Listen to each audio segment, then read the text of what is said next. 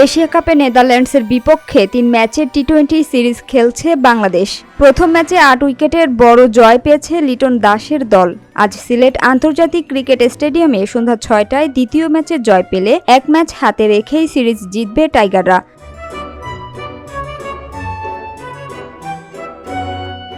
যদি এমনটা হয় তবে প্রথমবার নেদারল্যান্ডসের বিপক্ষে সিরিজ জয় পাবে বাংলাদেশ। এর আগে ২০১২ সালে দুই দল প্রথমবার টি-20 সিরিজ খেলেছিল, যা ১-১ সমতায় শেষ হয়। পরবর্তীতে তারা মুখোমুখি হয় টি-20 বিশ্বকাপে।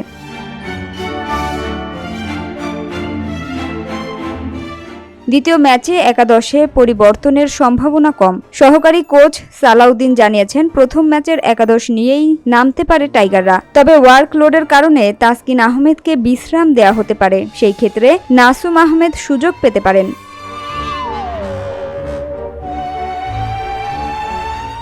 বাংলাদেশ সম্ভাব্য একাদশ: তানজিদ তামিম, পারভেজ ইমন, লিটন দাস, সাইফ হাসান, তাওহিদ হৃদয়, জাকের আলী, শেখ মেহেদী, রিশাদ হোসেন, তাসকিন আহমেদ, নাসুম আহমেদ, মুস্তাফিজুর রহমান ও শরীফুল ইসলাম।